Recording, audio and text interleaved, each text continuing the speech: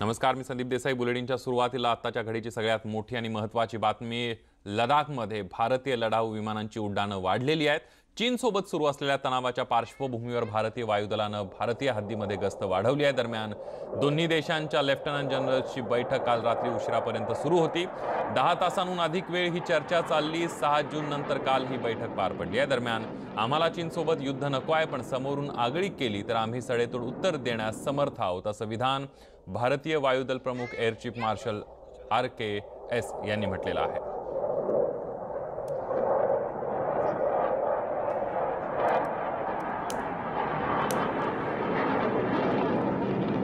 आणि याविषयीच बोलण्यासाठी आपल्यासोबत ब्रिगेडियर हेमंत महाजन आहेत. महाजन सर, आपण बघतोय की आता भारतीय जे लष्कर आहे ते अलर्टवर असल्याचं पाहायला मिळतंय, कारण लडाख भागामध्ये विमानांची उड्डाण आहेत, लष्करी विमानांची ती वाढलेली आपल्याला पाहायला मिळत आहेत. सर, काय सांगू शकाल या सगळ्याबद्दल?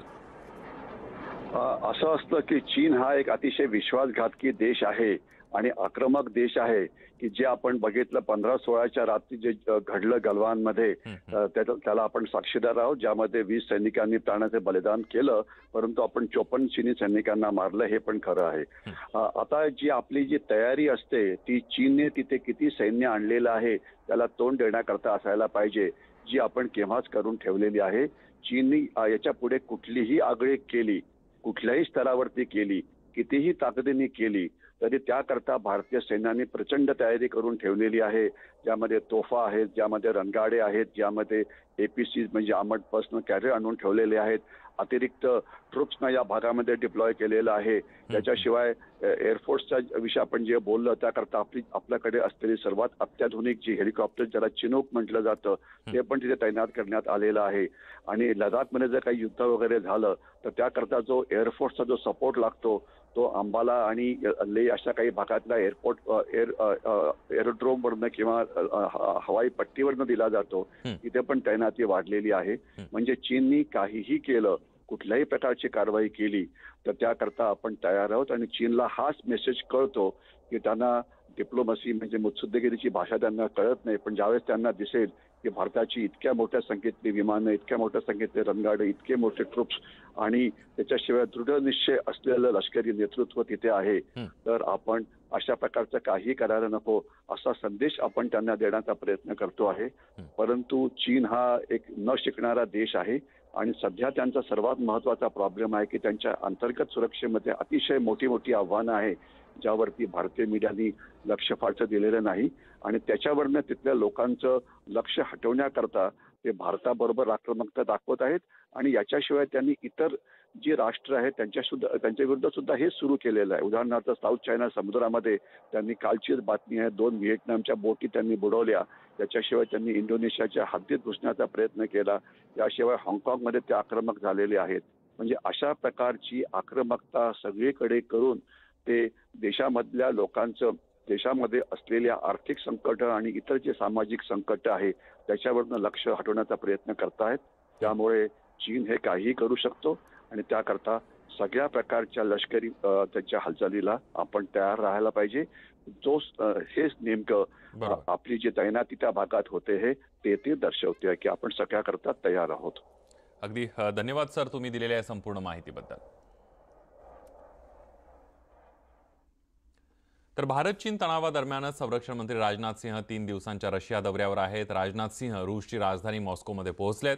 उद्या मॉस्कोमध्ये होणाऱ्या 75व्या विजय दिवस परेड कार्यक्रमाला ते सहभागी होणार आहे. या 2 देशांच्या दरम्यान संरक्षण आणि धोरणात्मक भागीदारीवर चर्चा होण्याची आशा आहे.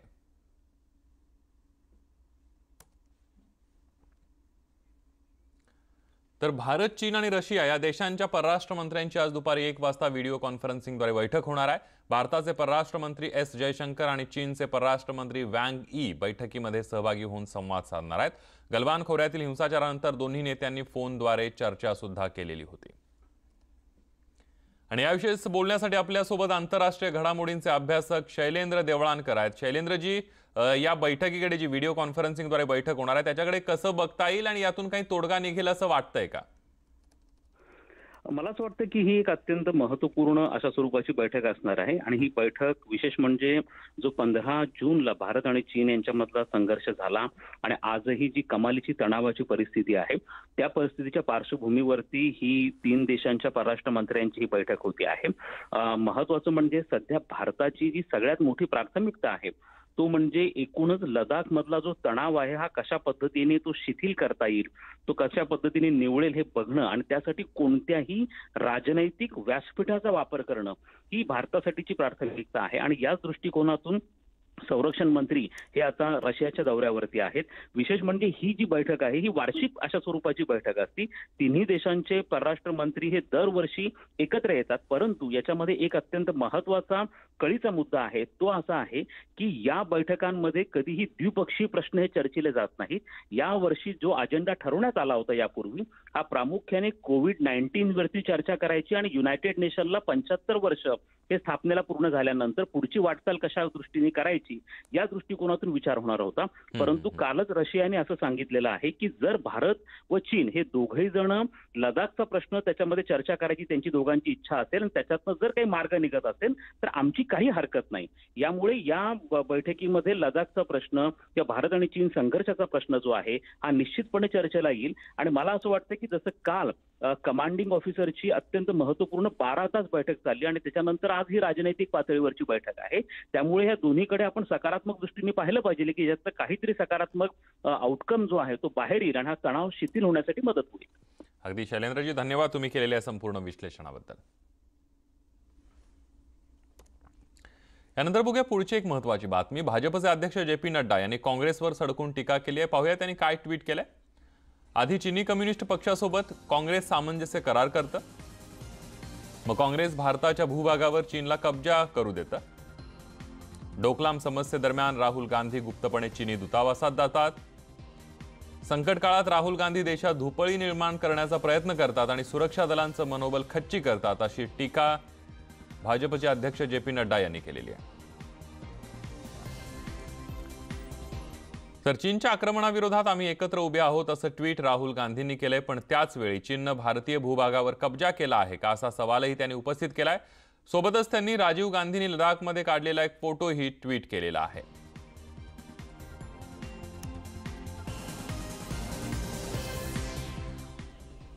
गरिबांना सप्टेंबर महिन्यापर्यंत मोफत धान्य पुरवा अशी विनंती करत काँग्रेस अध्यक्षा सोनिया गांधी यांनी पंतप्रधान नरेंद्र मोदी यांना एक पत्र लिहिलंय. देशात लॉकडाऊन सुरू केल्यापासून गरिबांचे, स्थलांतरित मजुरांचे आणि हातावर पोट असलेल्या प्रत्येकाचे हाल होत आहेत. त्यामुळे येणाऱ्या आणखी 3 महिन्यांच्या कालावधीमध्ये म्हणजे सप्टेंबर 2020च्या शेवटापर्यंत गरिबांना धान्य मोफत द्यावं अशी विनंती काँग्रेस अध्यक्षा सोनिया गांधी यांनी केली आहे. सोनिया गांधींनी पंतप्रधान नरेंद्र मोदींना पत्र लिहिलंय. काय म्हटलंय बघूयात. मागील 3 महिन्यांमध्ये लॉकडाऊनची कठोर अंमलबजावणी देशभरामध्ये करण्यात आली आहे. देशात लॉकडाऊन सुरू केल्यापासून गरिबांचे, स्थलांतरित मजुरांचे आणि हातावर पोट असलेल्या प्रत्येकाचे हाल होत आहेत. अनेक लोक दारिद्र्याच्या गर्तेमध्ये ढकलले गेलेत. अशात गरिबांच्या 2 वेळच्या जेवणासाठी त्यांना धान्य उपलब्ध करून देण्यात आलं. ते पुढे आणखी 3 महिने उपलब्ध करून देण्यात आलं पाहिजे. अंत्योदय अन्न योजनेअंतर्गत गरिबांना 5 किलो धान्य हे प्रति महिना उपलब्ध करून द्यावं.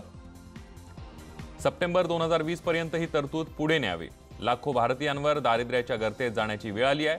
ग्रामीण भाग असो की शहरी भाग, त्या ठिकाणी असलेल्या गरिबांना पुढील 3 महिन्यांचं धान्य मोफत मिळालं पाहिजे. माझ्या या विनंतीवर आपण लवकरात लवकर विचार कराल, यासंबंधीची घोषणा कराल अशी आशा मला आहे, असं सोनिया गांधी यांनी पत्रामध्ये म्हटलेलं आहे. यानंतर एक महत्त्वाची बातमी आपण बघणार आहोत. विधानसभेतील विरोधी पक्षनेते देवेंद्र फडणवीस हे आज पिंपरी चिंचवडमध्ये त्यांचा दौरा आहे. उद्या सोलापूरमध्ये ते दौऱ्यावर असतील. विविध रुग्णालयांना ते भेटी देणार आहेत. स्थानिक प्रशासनाशी चर्चा करून कोरोना स्थितीचा सुद्धा आढावा घेतला जाणार आहे. अधिक माहिती घेऊयात. विवेक कुलकर्णी आपले प्रतिनिधी आपल्या सोबत आहेत. विवेक, आज आणि उद्याच्या देवेंद्र फडणवीस यांच्या दौऱ्यासंदर्भात काय अधिक माहिती द्याल? संदीप, विधानसभेतले विरोधी पक्षनेते देवेंद्र फडणवीस हे आज पुणे आणि पिंपरी चिंचवडमध्ये आणि उद्या सोलापूरमध्ये वेगवेगळ्या रुग्णालयांना भेटी देणार आहेत. कारण आपल्याला माहिती आहे की राज्यातल्या कोरोनाबाधितांची संख्या ही मोठ्या प्रमाणात आहे. तो आकडा देखील सातत्याने वाढतो आहे. म्हणूनच या 2 शहरांमधली नेमकी कोरोनाची परिस्थिती काय आहे, रुग्णालयामधली परिस्थिती काय आहे, तिथल्या रुग्णांना कोणत्या प्रकारच्या सुविधा मिळत आहेत, विशेषतः खासगी हॉस्पिटल्समध्ये काय परिस्थिती आहे या सगळ्याचा आढावा देवेंद्र फडणवीस या 2 दिवसांच्या दौऱ्यात घेतील. त्यासोबतच तिथल्या स्थानिक प्रशासनाशी चर्चा करतील आणि नेमकी परिस्थिती जाणून घेण्याचा प्रयत्न करणार आहेत. संदीप, अगदी विवेक, त्यांचा आजचा आणि उद्याचा दौरा एकंदरीत कोणकोणत्या शहरांमध्ये असेल त्याबद्दल काही सविस्तर माहिती मिळू शकेल? पुणे आणि पिंपरी चिंचवडमध्ये देवेंद्र फडणवीस हे आज भेटी देणार आहेत वेगवेगळ्या रुग्णालयांना आणि तिथली परिस्थिती जाणून घेणार आहेत. आणि उद्या सोलापूरमध्ये ते वेगवेगळ्या रुग्णालयांना भेटी देतील आणि तिथली परिस्थिती जाणून घेतील. अगदी विवेक, तुम्ही आमच्यासोबत असेच राहा, कारण पुढच्या एका महत्त्वाच्या बातमीवर तुमच्याकडून अधिक माहिती घ्यायची आहे. पुढची महत्त्वाची बातमी आपण बघूयात. आशिष शेलारांनी एक ट्विट केलंय. परीक्षांच्या संदर्भात त्यांनी सरकारवर हल्लाबोल केलाय. ग्रहण काही सुटत नाही, उच्च शिक्षण मंत्र्यांच्या अहंकाराचं कंकण काही तुटत नाही, अशा आशयाचं ट्विट त्यांनी केले. त्यामुळे एटीकेटीसह तमाम विद्यार्थी मित्र हो चला, आता सरकारचे संकटमोचन संजय राऊत यांचा धावा करूया, या शैक्षणिक जगबुडीपासून तुम्हीच वाचवा, अशा प्रकारचा उपहासात्मक टोला ट्विटरद्वारे आशिष शेलार यांनी शिवसेनेला लगावलेला आहे. विवेक कुलकर्णी आपले प्रतिनिधी आपल्या सोबत आहेत. विवेक, आता आपण बघतोय की आशिष शेलार यांनी उपहासानं ट्विट करून संजय राऊत यांच्यावर टोला हाणलेला आहे. संजय राऊत यांना या सरकारचं संकटमोचन म्हटलं जातं आणि म्हणूनच त्यांच्याकडून तरी किमान या विद्यार्थ्यांचा प्रश्न सुटेल का, असा उपहासात्मक सवाल भारतीय जनता पक्षाचे नेते आशिष शेलार यांनी विचारलेला आहे. आपल्याला माहिती आहे की राज्य सरकारनं बिगर व्यावसायिक अभ्यासक्रमांच्या शेवटच्या वर्षांच्या परीक्षा घ्यायच्या नाही, त्या रद्द झालेल्या आहेत, असा निर्णय घेतलेला आहे. मात्र एटीकेटीच्या विद्यार्थ्यांचं नेमकं काय होणार आणि जे व्यावसायिक अभ्यासक्रमाचे विद्यार्थी आहेत त्यांच्या परीक्षांचं नेमकं काय होणार, हा मात्र प्रश्न अजूनही अधांतरी आहेच. आशिष शेलार गेल्या काही दिवसांपासून एटीकेटीच्या विद्यार्थ्यांचा प्रश्न विशेषतः लावून धरत आहेत. 40% विद्यार्थी एटीकेटीचे आहेत, त्यांच्याबद्दल नेमकं काय होणार याबद्दल ते सातत्यानं सरकारला सवाल विचारत आहेत. आणि आत्ताच त्यांनी सरकारला प्रश्न विचारणारं हे उपहासात्मक ट्विट केलेलं आहे. अगदी विवेक, धन्यवाद तुम्ही दिलेल्या या संपूर्ण माहितीबद्दल. यानंतर पालघरमधली एक महत्त्वाची बातमी आहे, कारण पालघरमध्ये पोलिसांची चिंता अधिक वाढली आहे. पालघर पोलीस ठाण्यामध्ये 4 पोलिसांना कोरोनाची लागण झाली आहे, तर 14 जणांचा रिपोर्ट हा निगेटिव्ह आलाय. आरोपीच्या संपर्कात आलेल्या 18 जणांपैकी 4 पोलीस कोरोनाग्रस्त झालेले आहेत. यातील 3 पोलीस कर्मचारी असून एका पोलीस अधिकाऱ्याला सुद्धा कोरोनाची लागण झालेली आहे. विजय राऊत आपले प्रतिनिधी आपल्या सोबत आहेत. विजय, पालघर जिल्ह्यासह संपूर्ण ग्रामीण भागामध्ये कोरोनाचा संसर्ग वाढताना दिसतोय, मात्र पोलीस सुद्धा या कोरोनाच्या विळख्यात सापडताना पाहायला मिळत आहेत. नक्कीच संदीप, ज्यावेळेस लॉकडाऊन शिथिल करण्यात आलं होतं त्यानंतर पालघर ग्रामीणमध्ये रुग्णाची संख्या जी आहे कोरोनाबाधितांची ती वाढताना पाहायला मिळते. जवळपास 652 कोरोनाबाधित रुग्ण जे आहेत त्या ठिकाणी आढळलेले आहेत. ग्रामीण भागामध्ये जो आहे कोरोनाचा शिरकाव मोठ्या प्रमाणात झालेला आहे, कारण लॉकडाऊन शिथिल केल्यानंतर मास्क वापरणं नाही, मोठ्या प्रमाणात गर्दी करणं, विनाकारण फिरणं, असं प्रमाण जे आहे ते दिवसेंदिवस वाढताना पाहायला मिळते. यातच मोठी भर पडली ते म्हणजे पोलिसांची चिंता वाढणार आहे, कारण 4 पोलिसांना जे आहे त्या ठिकाणी कोरोनाची लागण झालेली कळते. 3 कर्मचारी आहेत आणि एक PSI म्हणजे एक अधिकारी आहे, त्यांना देखील लागण झालेली आहे. परंतु नक्कीच हे प्रशासनासमोर सगळ्यात मोठी डोकेदुखी वाढलेली पाहायला मिळते, कारण वाडा, जव्हार आणि मोखाडा आणि डहाणू या भागामध्ये आणि पालघर भागामध्ये कोरोनाच्या रुग्णांची संख्या जी आहे ती दिवसेंदिवस आपल्याला वाढताना पाहायला मिळते आहे. संदीप, अगदी धन्यवाद विजय, तुम्ही दिलेल्या या संपूर्ण माहितीबद्दल. यानंतर बघूया पुढची बातमी. कोरोना रुग्णांना उपचार देण्यावरून भाजप आमदार मनीष चौधरींनी महापालिकेवर आरोप केलाय. कोरोना रुग्णांना महागडी इंजेक्शन दिली जात नसल्याचा आरोप मनीषा चौधरी यांनी केलेला. या रुग्णांना महागडी इंजेक्शन विकत घ्यावी लागतात, मात्र पालिकेकडून ही इंजेक्शन दिली जात नसल्याचं मनीषा चौधरी यांनी म्हटलंय.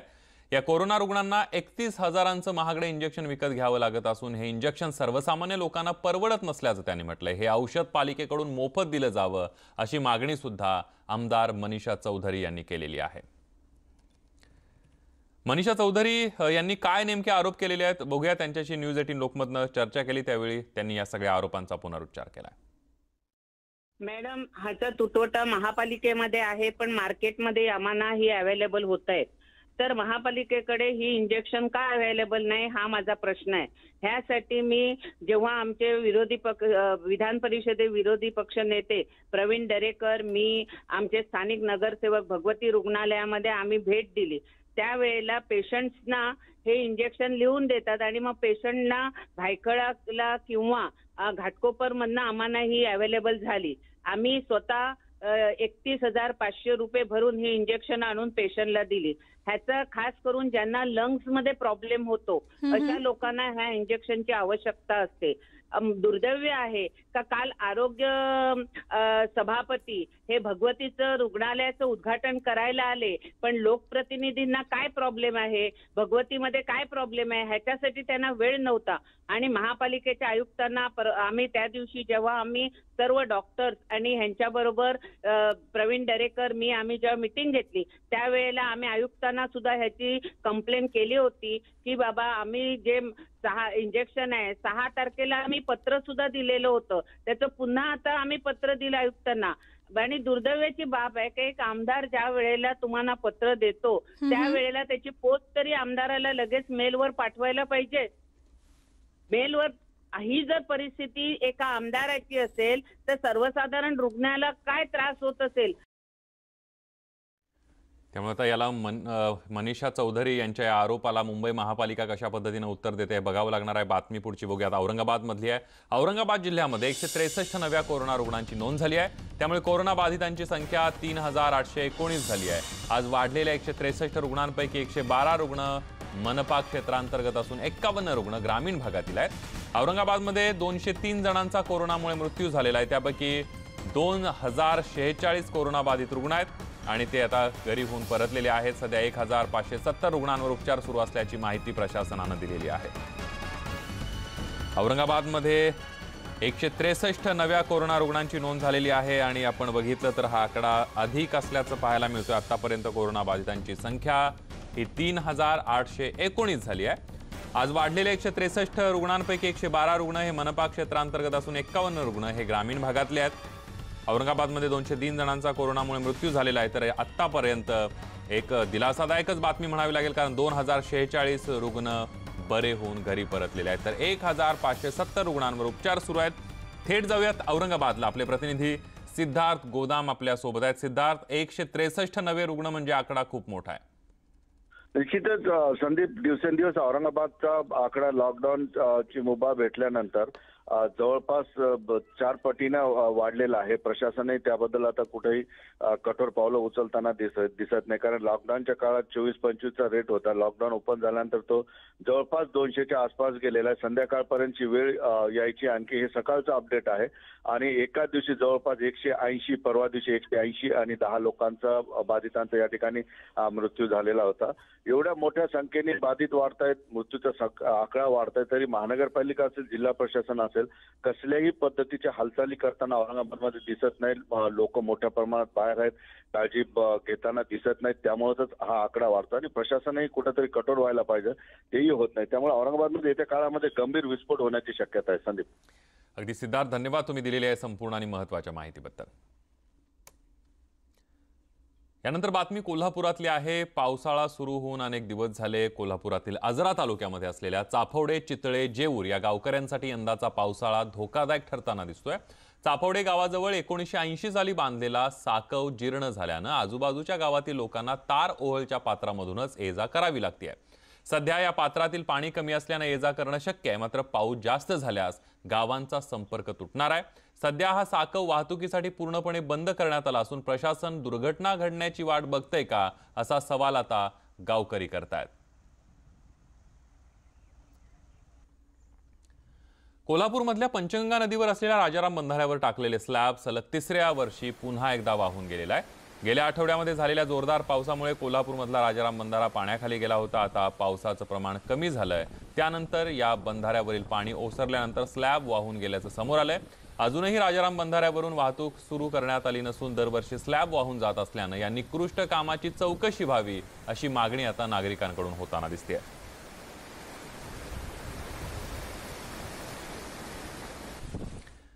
यानंतर बातमी यवतमाळमधली आहे. सध्या चौफेर संकटात असलेल्या शेतकऱ्याला सोयाबीनची उगवण न झाल्यामुळे नव्या संकटाला सामोरं जावं लागतंय. बियाणे कंपन्यांनी बोगस सोयाबीनचा पुरवठा केल्यामुळे यवतमाळ जिल्ह्यातील शेकडो शेतकऱ्यांवर सोयाबीनच्या दुबार पेरणीची वेळ आली आहे. याबाबत शेतकऱ्यांनी कृषी विभाग आणि कृषी विक्रेत्यांकडे तक्रारी केल्या, मात्र कोणतीही कारवाई करण्यात येत नाहीये. त्यामुळे अधिकाऱ्यांच्या पळ काढता धोरणांमुळे बियाणे कंपनी आणि अधिकाऱ्यांचं साठलोट तर नाही आहे ना, असा सवाल शेतकऱ्यांमधून उपस्थित होतोय. 17 बॅग सोयाबीन आपलं कोहिनूरचं इंदरचंद तातेडच्या इकडून आणलं आणि पेरलं 5 दिवस 4-5 दिवस होऊन गेले. तर बियाणं काही निघालं, काही कुबिरलं, काही जमिनीमध्ये तसंच राहिलं, म्हणजे ठिकायलं, समजा खराब झालं. त्याच्यामुळे आम्ही ही तक्रार केली. आणि कपाशीचे भाव पाहता लोकांनी मोठ्या आशेनेच ते सोयाबीन पेरले, पण ते आशाची आजच निराशा झाली, कारण का उगवणशक्तीच झाली नाही बियाण्याची. त्यामुळे लोकांना अजून डबल सोयाबीन पेरण्याची आवश्यकता आहे. त्यामुळे शेतकऱ्यांना सोयाबीनचं बोगस बियाणं देणाऱ्या कंपन्यांवर कारवाईची मागणी आता हे सगळे शेतकरी करतायत. एक छोटासा ब्रेक घेऊन पुन्हा परतूया. पहा फक्त न्यूज 18 लोकमत.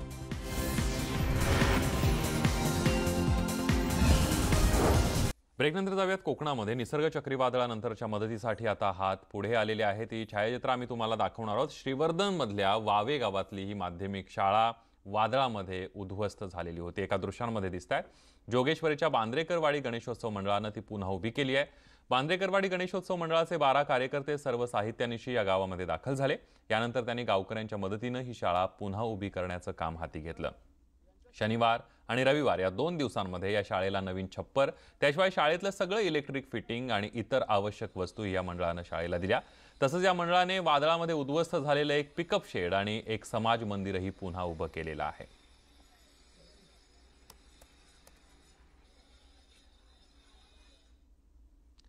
समुद्रपूर तालुक्यातील ताडगावच्या जंगल शिवारामध्ये काम चालू असताना बिबट्या मृतावस्थेमध्ये आढळून आलेला आहे. मार्किंगचं काम सुरू असताना नाल्यामध्ये बिबट्याचा मृतदेह आढळला. यावेळेला वरिष्ठांना माहिती देत अंत्यसंस्कार करण्यात आले आणि तालुक्यातील ताडगाव जंगलामध्ये नियमितपणे काम सुरू होतं. यावेळेला शिवारामध्ये मार्किंग करत असताना वनरक्षक काळबांडे यांना दुर्गंधी आली आणि जवळ जाऊन त्यांनी पाहिलं असता बिबट्या मृतावस्थेमध्ये आढळून आलेला आहे. त्यामुळेच हा बिबट्याचा मृत्यू केव्हा आणि कसा झाला हे माहीत पडलेलं नाहीये. हा बिबट साधारण 3 दिवसापेक्षा जास्त दिवसांपूर्वी त्याचा मृत्यू झाल्याचं कळतंय. यानंतर बुलेटिनमध्ये इथंच थांबूया. ताज्या बातम्यांसाठी पहा फक्त न्यूज 18 लोकमत.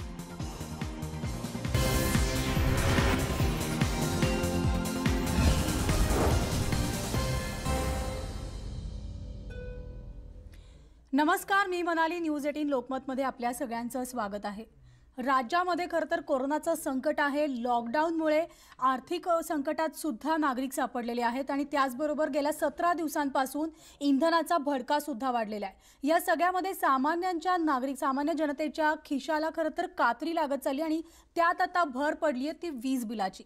कारण कोरोनामुळे आर्थिक संकटात सापडलेल्या राज्यातल्या सर्वसामान्यांना एका पाठोपाठ एक धक्क्यांचा हा सामना करावा लागतोय. एकीकडे जसं मी आता म्हणाले तसं दररोज वाढणारं पेट्रोल डिझेलची दरवाढ आणि दुसरीकडे वीज वितरण कंपनीनं अव्वाच्या सव्वा बिल देऊन वीज ग्राहकांना शॉक दिलाय. तर लॉकडाऊनमुळे जेरीस आलेल्या जनतेला खरं तर सरकारकडून मदतीची अपेक्षा आहे. सरकारकडून दिलासा मिळण्याऐवजी दरवाढीचे धक्के दिले जात आहेत आणि या वीज बिल दरवाढीच्या विरोधात विरोधकांनी आवाजही उठवलाय. तर सरकार सर्वसामान्य ग्राहकांना यातून दिलासा देणार का, यावरच आपला हा आजचा विशेष कार्यक्रम आहे, ग्राहकांना झटका. आणि याविषयी बोलण्यासाठी आपल्यासोबत नागपूरहून आहेत माजी ऊर्जा मंत्री चंद्रशेखर बावनकुळे, तसंच महाराष्ट्र वीज ग्राहक संघटनेचे अध्यक्ष प्रताप होगाडे, हे सुद्धा आपल्या चर्चेत सहभागी होणार आहेत. आणि आम्ही ऊर्जा मंत्री नितीन राऊत यांना सुद्धा संपर्क साधत आहोत. त्यांच्याशी सुद्धा संपर्क झाला तर त्यांना देखील या चर्चेत आपण सहभागी करणार आहोत. सुरुवातीला आपण या संदर्भातली एक नवी मुंबईतली बातमी पाहूयात. ती म्हणजे लॉकडाऊनच्या आड वीज वितरण कंपनीनं नवी मुंबईमध्ये वीज ग्राहकांना वाढीव वीज बिल दिलेलं आहे. तर 3 महिन्यांचं सरासरी वीज बिल हे 9,000 यायला हवं होतं, मात्र ग्राहकांना तब्बल 30 ते 40 हजार रुपये बिल दिलं जात आहे. लोकांमध्ये प्रचंड चीड निर्माण झालेली आहे. 3 महिन्याचं कुठलंही रिडिंग न घेता कसं काय बिल पाठवता. 3,000चं बिल 25,000ला लोकांना मानसिक धक्का बसत चाललेला आहे. अगोदरच लॉकडाऊन असेल तो एक लोकांना मोठा धक्का आहे. कोरोनात अनेक लोक आज मुंबईमध्ये मरतात, तो एक धक्का आहे. आणि आता ही विजेचा शॉक देऊन तिसरा धक्का या नागरिकांना देण्याचं काम चालू आहे. तर नवी मुंबईप्रमाणेच बदलापूरमध्ये सुद्धा महावितरणानं वीज ग्राहकांना अवाजवी बिल दिलंय.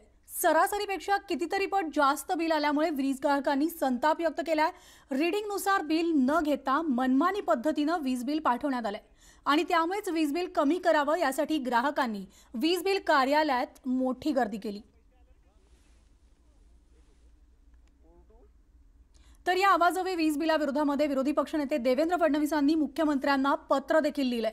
वीज वितरण कंपनीकडून ग्राहकांना सरसकट बिल देऊन त्यांच्यावर अन्याय करण्यात आला आणि ग्राहकांना 3 महिन्यांचं सरसकट बिल दिल्यामुळे त्यांची आर्थिक कोंडी केल्याचा आरोप विरोधी पक्षनेते देवेंद्र फडणवीसांनी केलाय।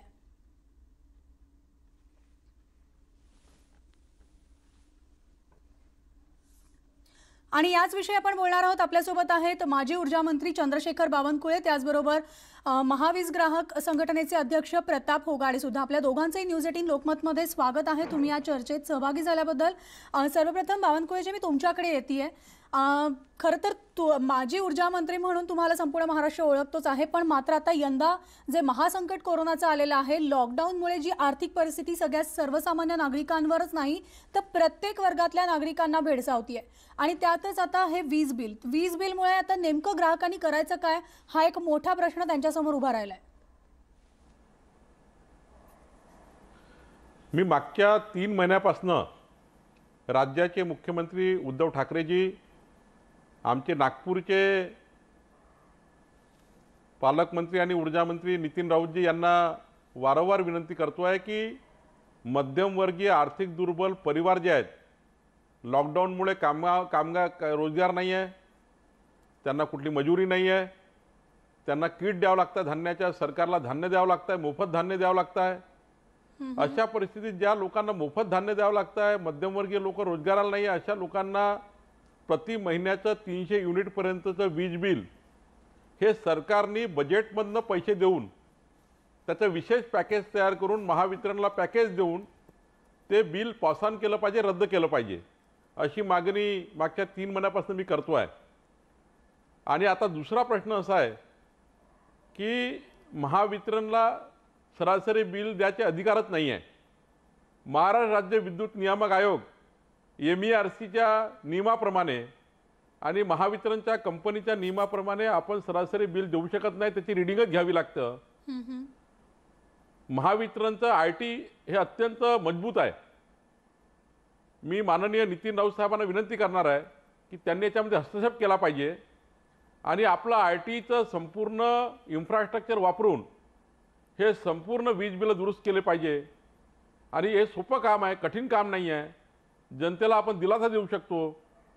नितीन राऊतजी हे सामाजिक चळवळीतनं मोठे झालेले नेते आहेत, ते गरीब माणसाचं दुःख जाणतात आणि त्यांना माझी विनंती आहे की 300 युनिटपर्यंत विजेचं बिल माफ करावं, प्रति महिन्याचं 3 महिन्याकरता 900 युनिट माफ करावं, जे उद्योगांना जास्तीचं बिल आहे ते कमी करावं आणि सर्वात महत्त्वाचं IT डिपार्टमेंटचा संपूर्ण वापर करून जे सरासरी बिलं गेले आहे ते ॲक्च्युअल बिलं करावे आणि सरकारचं पॅकेज देऊन 3 महिन्याचं वीज बिल माफ करावं, अशी मागणी मी मागच्या 3 महिन्यापासून करतो आहे। आजही ही मागणी आपल्या माध्यमातून मी करणार आहे। याविषयी आपण अधिक बोलणार आहोत। बावनकुळेजी, आपल्यासोबत महाराष्ट्र वीज ग्राहक संघटनेचे अध्यक्ष प्रताप होगाडे सुद्धा आहेत। प्रतापजी, मी तुमच्याकडे येते। एकतर आपण पाहतोय की लॉकडाऊनच्या काळामध्ये 3 महिन्यांमधलं सरसकट वीज बिल ग्राहकांना देण्यात आलेलं आहे आणि त्यामुळे वीज ग्राहकांवर हा एक अतिरिक्त भार झालाय का? नाही, पहिल्यांदा मी एका मुद्द्याशी सहमत आहे की लॉकडाऊनच्या काळामधलं संपूर्ण वीज बिल घरगुती ग्राहकाचं, सर्वसामान्य ग्राहकांचं की जे 200-300 युनिटपर्यंतच्या आत वीज वापर करतायत ते माफ करावं, या मागणीशी, या मुद्द्याशी आम्ही 100% सहमत आहोत। तशी मागणी आम्ही शासनाकडे केलेली आहे। प्रत्यक्षामध्ये या 2 प्रकारचे घोळ झालेले आहेत। एक तर घरगुती ग्राहकांच्या बाबतीमध्ये आता जी बिलं आलेली आहेत ती 3 महिन्यानंतर रिडिंग घेऊन आलेली आहेत आणि 3 महिन्यात एकदाही रिडिंग घेतलं नव्हतं, त्यामुळे 3 महिन्यानंतर आलेलं बिल हे प्रचंड मोठं वाटतंय, अशी परिस्थिती आहे। काल मी अशी बरीचशी बिलं पाहिली। व्यापारी ग्राहकांच्या बाबतीत सुद्धा 3 महिन्यानंतर रिडिंग घेऊन आता बिल आलेले आहे। म्हणजे मधल्या काळामध्ये ॲव्हरेज बिल टाकलं आणि आता त्याचा हिशेब करून वजाबाकी करून जे काही ॲव्हरेज पैसे त्यांनी भरले, पण ते ॲव्हरेज पैसे सुद्धा कमी प्रमाणात भरले गेलेले होते आणि त्यामुळे ती आकडेवारी प्रचंड मोठी दिसते। कालच मी महावितरण कंपनीच्या ITशी बोललो, त्यांनाही सांगितलं की हे चुकीचं आहे, हे दुरुस्त करा आणि लोकांना जागेवर बिलं योग्य पद्धतीची द्या। मुळात बिलं माफ केली पाहिजेत, हा एक महत्वाचा प्रश्न आहे आणि ती माफ करण्याकरता 2च मार्ग आहेत।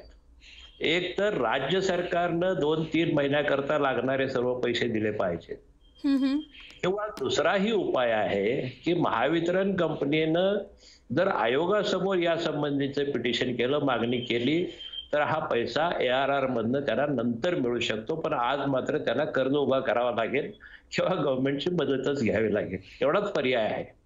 पण गव्हर्नमेंटनं अद्याप कुठल्याही पॅकेजचा निर्णय घेतलेला नाही आणि त्यामुळं सर्वसामान्य ग्राहकांच्या पुढे हा बिलांचा मोठा प्रश्न निर्माण झाला आहे. उद्योगांच्या बाबतीत एक वेगळाच प्रश्न निर्माण झालेला आहे. उद्योग तर बंदच होते लॉकडाऊनमुळं, पण 1 एप्रिल पासून जे KVH बिलिंग चालू झालं आणि ते KVH बिलिंगची सिस्टीम ही गेल्या 60 वर्षात पहिल्यांदा आहे, आज पहिल्यांदा आहे आणि ते ग्राहकांना माहीत नाही. आणि त्यामुळं पूर्वी ज्या ग्राहकाला उद्योग चालू असताना 5 लाखाचं बिल यायचं, त्या ग्राहकाला उद्योग बंद असतानाही 10 लाखाचं आणि 15 लाखाचं बिल आलेले आहे. म्हणजे त्याची KVH युनिट्स ही 10 पट, 20 पट, 40 पट झालेली आहे आणि हा एक प्रचंड मोठा शॉक आहे. आता खरं म्हणजे लॉकडाऊन आहे, या काळामध्ये उद्योगांना पुन्हा उभं राहण्याकरता किमान अजून 6 महिने लागतील. दिवाळीच्या आधी उद्योग चालू होणार नाहीत अशी अवस्था आहे. त्या औद्योगिक ग्राहकाला, व्यापारी ग्राहकाला कुणाचंच काही चालत नाही आहे.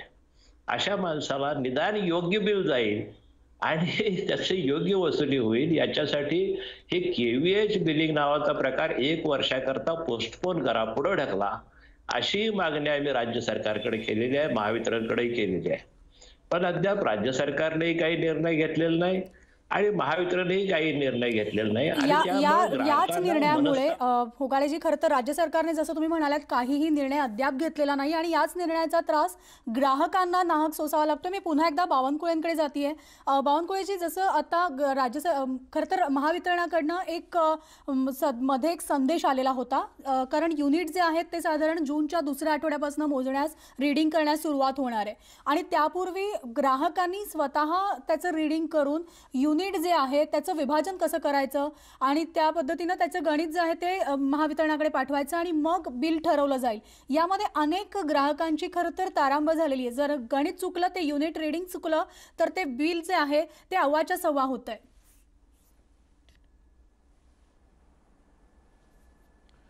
असं आहे की जो MERC महाराष्ट्र विद्युत नियामक आयोगाने जे स्लॅब करून दिले आहे, 100 युनिट वापरल्याला एवढे पैसे द्यावे, 200-300 युनिटला एवढे पैसे द्यावे, जसं असा ग्राहकाची आर्थिक उत्पन्न क्षमता वाढतं तसं तसं वीज वापर वाढतो, तसा असा वेगळा वेगळा रेट लागतो.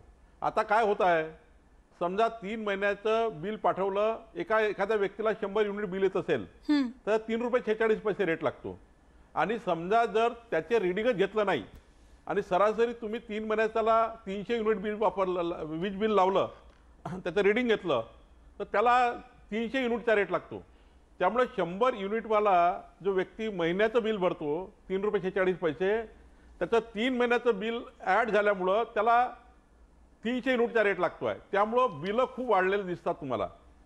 खऱ्या अर्थाने महावितरणच्या IT विभागाची यंत्रणा इतकी मजबूत आहे की त्यांनी मागच्या काळात हेही सांगितलं होतं की तुम्ही तुमच्या मोबाईलवरनं फोटो काढा आणि मोबाईलचा फोटो अपलोड करा. आता मोबाईलचा फोटो अपलोड केल्यानंतर 3 महिने तुम्ही मोबाईलचे फोटोच पाहिले नाही. तुमच्याकडे फोटो आले का, तर नाही आले का, तर आलेच, ग्राहकांनी फोटो पाठवलेच, पण तुमच्याकडे त्या काळात 3 महिन्यात तुम्ही फोटोच पाहिले नाही. त्यामुळं तुम्ही ॲव्हरेज बिलं दिले. ॲव्हरेज बिलं दिल्यामुळे 100 युनिटवाला 300 युनिटवर गेला, 300 युनिटवाला 500 युनिटवर गेला, त्याला 100 युनिटचा रेट लागायचा 300 युनिटचा रेट लागला, ज्याला 300 युनिटचा लागायचा त्याला 800 युनिटचा रेट लागला आणि त्याच्यामुळं 4-4 पट बिलं वाढून आली आहेत. याचा दोष ग्राहकाचा नाही आहे. सरासरीमध्ये जेव्हा आपण जातो तेव्हा जो ग्राहक 100 युनिटचा वीज वापरतो त्याला 100चाच रेट लागला पाहिजे, जो 300चा वापरतो त्याला 300चा रेट लागला पाहिजे, जो 500 वापरतो 500चा रेट लागला पाहिजे. अगदी खरंय बावनकुळेजी. आता तुम्ही मागच्या काळाचा उल्लेख केला म्हणून तुम्ही म्हणता आणि तुम्ही म्हणतात की जे युनिट वापरलं जाते तोच दर खरं तर त्या ग्राहकांना लागला पाहिजे.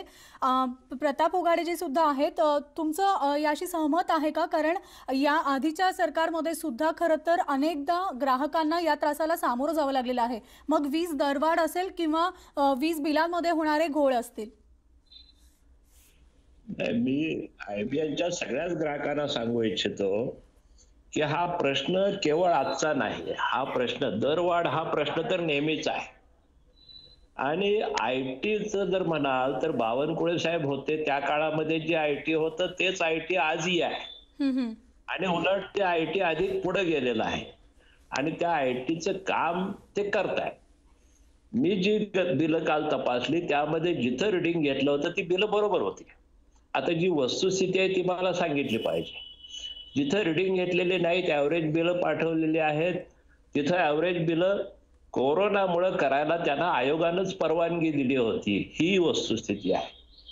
योग्य महसूल त्यांना मिळाला पाहिजे हा वादाचा मुद्दा नाही. खरा वादाचे मुद्दे जे आहेत ते दोन आहेत की एक तर सामान्य ग्राहकांचं, गरीब ग्राहकांचं 3 महिन्याचं बिल माफ करणं याचा निर्णय घेतला गेला पाहिजे. तो घेतला जात नाही. आणि दुसरं चुकीचं बिलिंग जे व्हायला लागलंय, KVH बिलिंग व्हायला लागलंय की ज्यामुळे सगळ्याच राज्यातल्या लोकांचा प्रश्न निर्माण होणार आहे. बावनकुळे साहेब म्हटलं तसे 3 महिन्याचं एकत्र केलं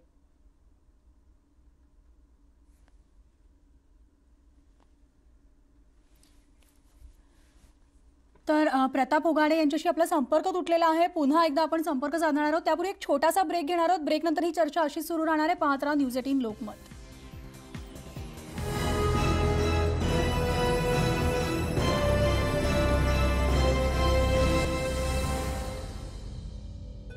लॉकडाऊनच्या कालावधीमध्ये ग्राहकांचं वीज मीटर रीडिंग घेणं बंद असल्यामुळे ग्राहकांना सरासरी युनिट आकारून वीज बिल पाठवण्यात आलं होतं आणि निसर्ग चक्रीवादळाच्या तडाख्यामध्ये महावितरणाचं लाखोंहून अधिक नुकसान सुद्धा झालं. त्याचबरोबर ग्राहकांकडे कोट्यावधींची असलेली थकबाकी, यामुळे आता महावितरण आर्थिक संकटात सापडलं असल्याचं सुद्धा म्हटलं जातं आणि म्हणूनच वीज बिल भरण्यासाठी ही गळ घातली जाते का, आपण जाणून घेऊयात.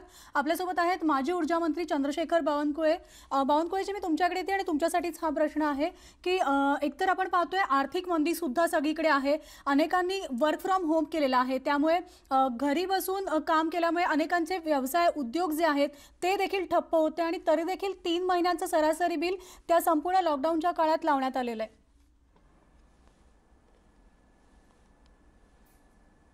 नाही, मी आधीच सांगितलं की आपल्याला महाराष्ट्र सरकारलाच हा निर्णय घ्यावा लागणार आहे.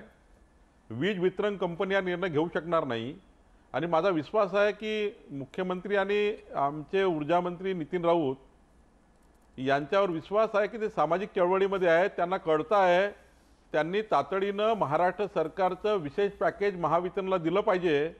कोकणामध्ये झालेल्या त्या ठिकाणी जो सायक्लॉन आला, जे त्या ठिकाणी हानी झाली, त्यासाठी मोठा खर्च लागणार आहे. माझी विनंती अशी राहणार आहे की जोपर्यंत महाराष्ट्र सरकार महावितरण कंपनीला 300 युनिटपर्यंत मध्यमवर्गीय ग्राहकाचं, आर्थिक दुर्बल ग्राहकाचं आणि साधारणतः 3 महिन्यापर्यंत वीज बिलाचे जेवढे पैसे येतात ते सर्व पैसे सरकारकडनं महावितरणला जात नाही, तोपर्यंत महावितरण पास ऑन करू शकणार नाही. कारण महावितरण ही कंपनी निर्णय करू शकणार नाही. महावितरण कंपनीचं काम आहे वीज घेणे आणि वीज वाटप करणे. जेव्हा एखादं आपल्याला वीज बिल माफ करावं लागतं तेव्हा महाराष्ट्र सरकारला आपल्या बजेटमधून जरा पैसा द्यावा लागतो, पॅकेज द्यावं लागतं. मला अजूनही माझी विनंती आहे, लोक रस्त्यावर येतील, लोक आंदोलन करतील, लोक त्या ठिकाणी चिडतील. सरकार ग्राहकांच्या मागणीकडे दुर्लक्ष करतंय का? या आंदोलनाच्या भूमिकेत लोकांना न येऊ देता, कोरोनाच्या काळात लोकांची गर्दी रस्त्यावर होऊ नये. महाराष्ट्रात आंदोलन पेटायला सुरुवात झालेली आहे. प्रताप होगाडे साहेब खरं सांगतायत. माझी विनंती अशी आहे महाराष्ट्र शासनाला, माननीय नितीन राऊत साहेबांना आणि मुख्यमंत्र्यांना, तातडीनं 300 युनिटच्या एवढं वीज बिल माफ करण्याकरता संपूर्ण महाराष्ट्र, मुंबईपासून तर चंद्रपूरपर्यंत, बांद्यापर्यंत जेवढं वीज बिल आहे संपूर्ण वीज बिल हे त्या ठिकाणी माफ केलं पाहिजे 3 महिन्याचं. आणि शेतकऱ्याकडं तर वसुली मागच्या 5 वर्षात आम्ही केली नाही. पुढच्याही काळात शेतकऱ्याचं वीज बिल त्या ठिकाणी वसुली करू नये, कुठली वसुली शेतकऱ्याकडनं करू नये. आणि मध्यमवर्गीय माणसाचं 300 युनिटपर्यंत बिल हे माफच केलं पाहिजे, दुसरा पर्याय नाहीच आहे. प्रताप होगाडे, तुमच्याकडे येते मी. जसं आता बावनकुळेजींनी म्हटलेलं आहे की वीज बिल जे आहे 300 युनिटपर्यंतचं माफ करण्याची मागणी त्यांनी देखील केलेली आहे.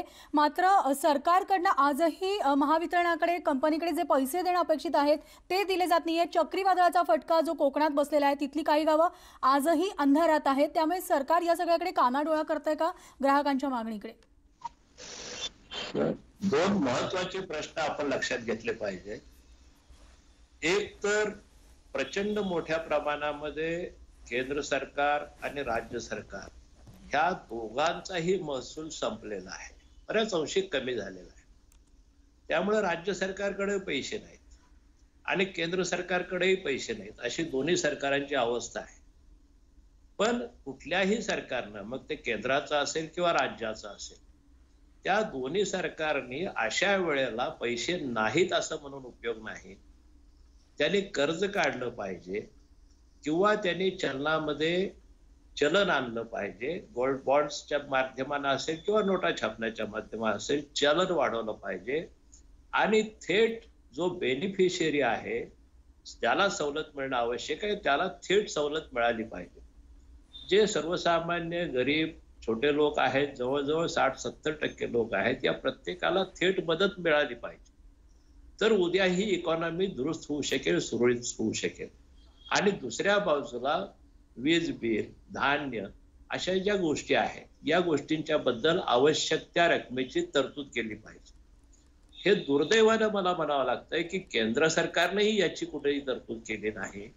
जी काही केली 2 लाख कोटीची, ती सुरुवातीच्या 500-1000 रुपये वाटण्यामध्ये आणि धान्यामध्ये संपली.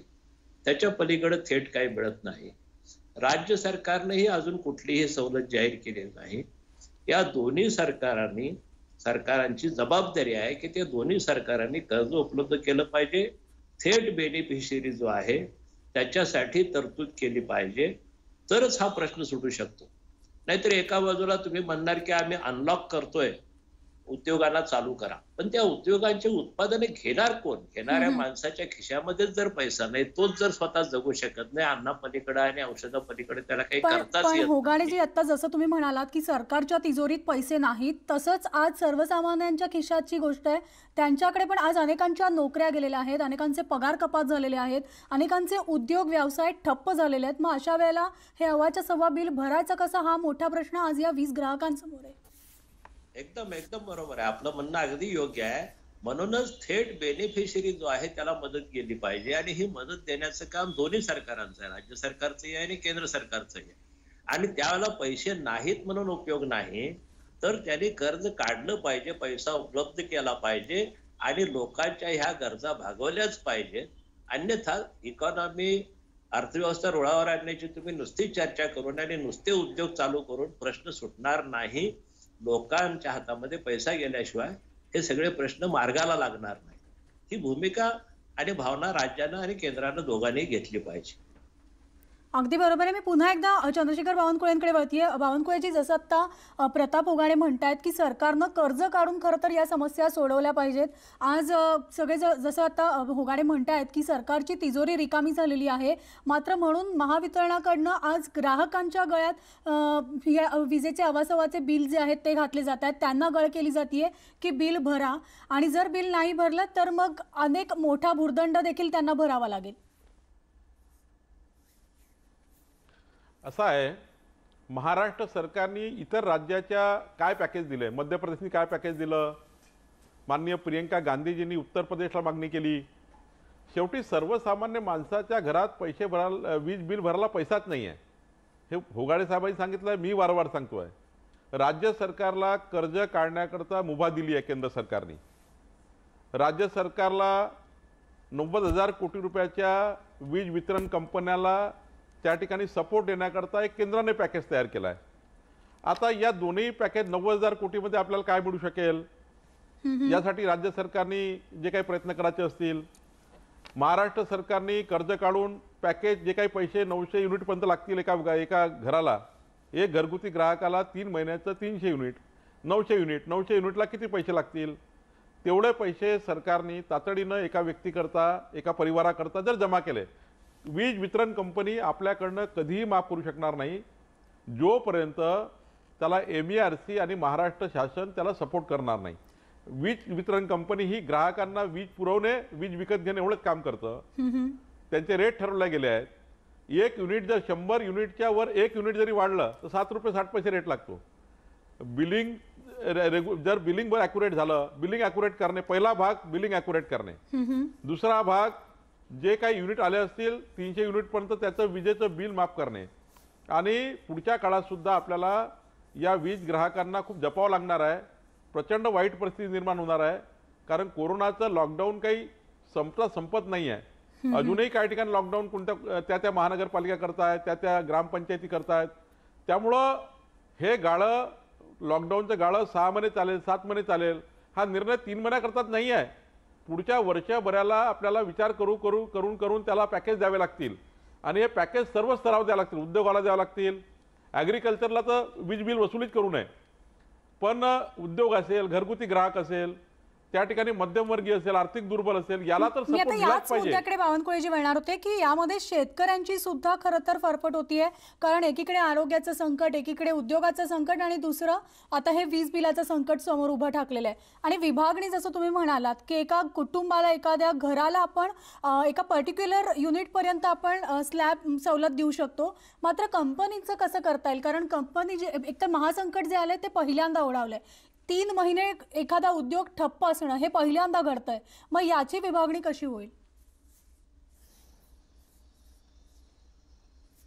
असं आहे की आपण या महाराष्ट्रामध्ये जे MERC आपल्याला परवानगी देतं, उद्योगाकडनं येणाऱ्या पैशातनं आपण शेतकऱ्याचा काही त्या ठिकाणी भार सोसतो, त्या ठिकाणी कॉमर्शियलच्या ग्राहकाकडनं येणारा शेतकऱ्याचा भार सोसतो. मागच्या 5 वर्षात होगाडे साहेबांना माहीत आहे, बिलं चुकले शेतकऱ्यांचे, जे काही झालं असेल, पण 5 वर्षात असे उदाहरण कुठले घडले नाही की शेतकऱ्याचे विजेचे बिलं न आल्यामुळं कुठलेही कनेक्शन आम्ही कापले. एकही कनेक्शन कापलं नाही. हेही सरकार कापणार नाही, याची मला शाश्वती आहे. माझी विनंती एवढीच आहे की राज्य सरकारने तातडीनं सारे विषय बाजूला सारून, कोरोनाच्या संकटासारखं हे वीज बिलाचं संकट आहे आणि या वीज बिलाच्या संकटामध्ये रस्त्यावर गर्दी होऊ नये, उद्या डिस्कनेक्शन होऊ नये, लोक अंधारात जाऊ नये, कारण शेवटी कंपनी डिस्कनेक्शन करणार, कारण शेवटी त्यांना मर्यादा आहेत त्यांच्या. तर कंपनीने डिस्कनेक्शन करण्याऐवजी राज्य सरकारने तातडीनं जे काही 2-4-5-10 हजार कोटी रुपये लागतील, तातडीनं कर्ज काढलं पाहिजे, बॉन्ड उभे केले पाहिजे. होगाडे साहेबांनी सांगितलं तर केंद्र सरकारची मदत घेतली पाहिजे.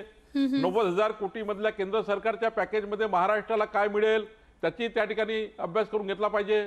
मला वाटतं उद्धव ठाकरेजी आणि नितीन राऊतजी यांनी त्या ठिकाणी, आणि अजित पवार साहेबांना माझी विनंती आहे, अर्थमंत्री आहेत अजित पवार साहेब, उद्धवजी आणि नितीनजी राऊत, हे तिघही सामाजिक चळवळीमधले नेते आहेत.